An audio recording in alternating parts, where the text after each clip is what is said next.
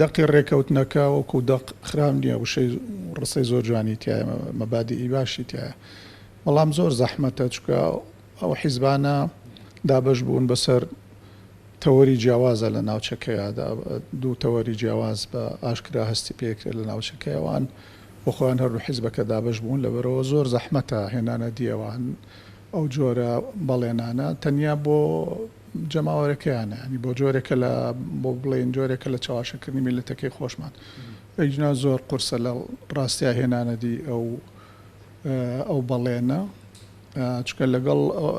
ئەو ڕژێمانەی کە کوردستانیان بەسەرادا بەشکراوە بەشە لە میلەتەکەی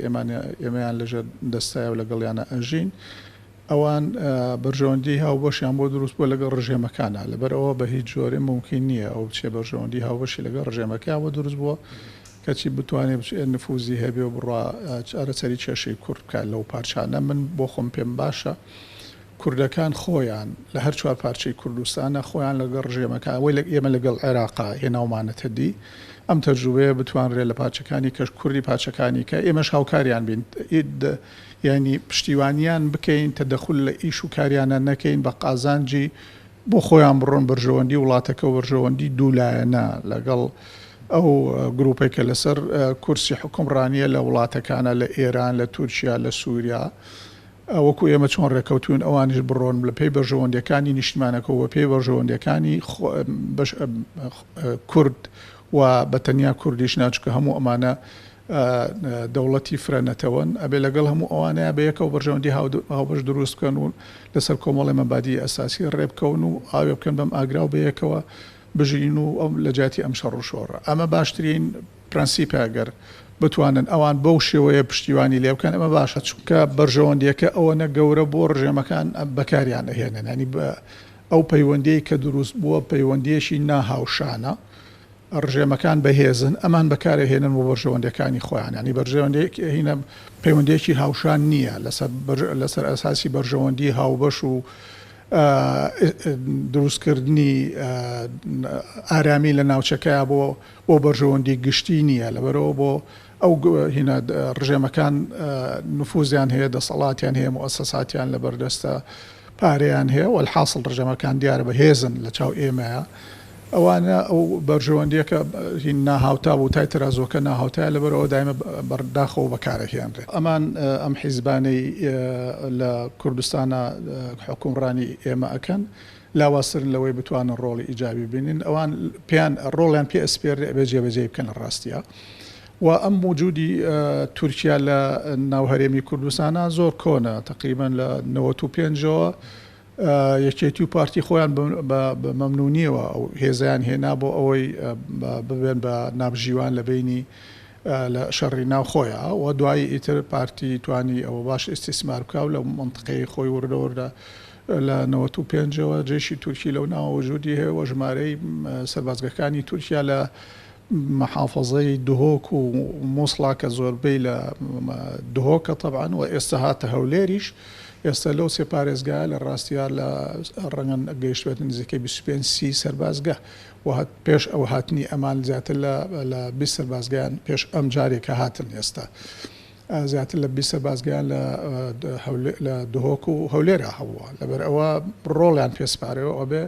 جێبەجێ بکەن وەزعی عێراقیش وهەیە عێراق باسی عێراقت کرد عێراق لە ڕاستیا ئەگەڕێ بۆ ئەوەی هەستێتەوە عێراق ئەگەڕێ بۆ ئەوەی ئیستیقرار دروست بکە توانای دروستکردنی شەڕی نییە لەگەڵ تورکیا جامعەی عەرەبی ئەوەنە کۆکنین بتوانن ئەو زەختە بکەن ئومەمی متحیدە بەرژەوەندی هاوبەشی وڵاتانی عوزوو لە ئومەمی متحیدە لەگەڵ تورکیا ئەوانە هەیە ینی ئەبێت جیۆپۆلیتیکای منتیقەکە و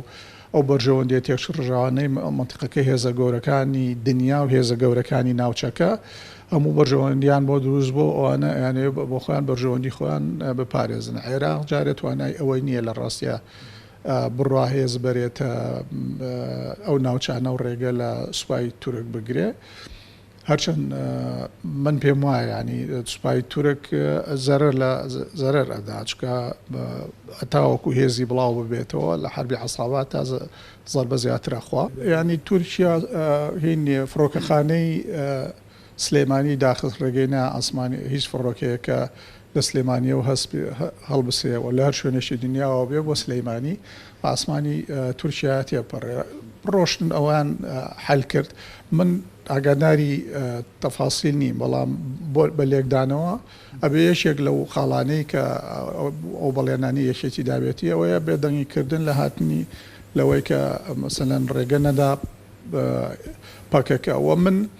لە ڕاستیە پێم باش نییە کەش بەو ناوعایانی لە منطقەیە خۆی بڵاو کاتەوە. من پێم باشترە لە جیاتیەوەی هەموو ئیحتیمامی لەسەر شەڕ بە ئیحتیمامی خاتە سەر ئاشتی لە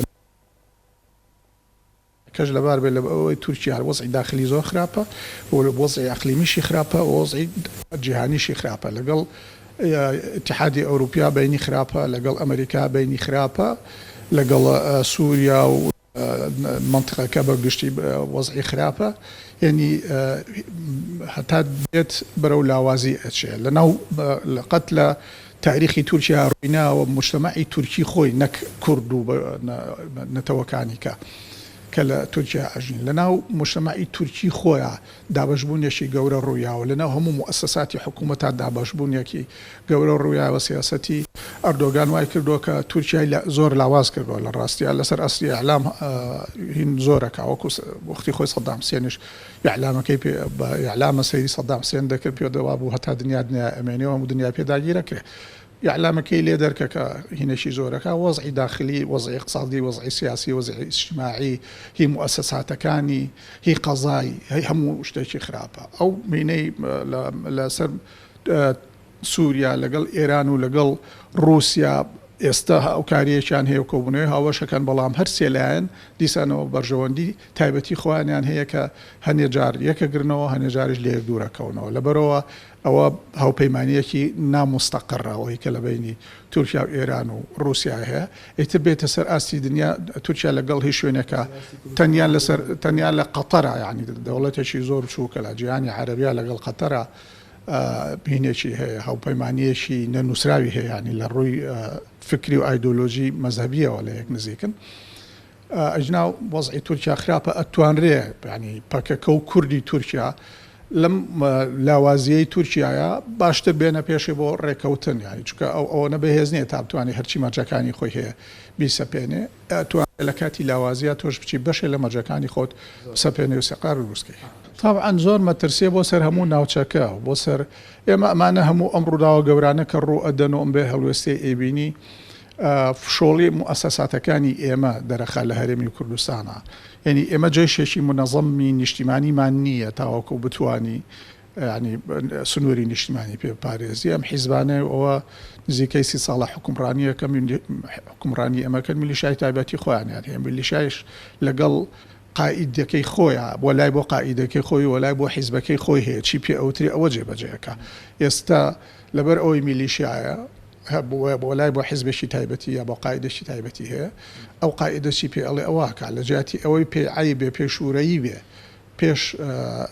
بێ بە ینی چاوساغی سوپای داگیر کرد، ئەو بە شانازیەوە ئەچێەوە لە تەلەڤیزیۆنیشا زۆر لە قەتاتمان بینیەوە بە شانازیەوە پێش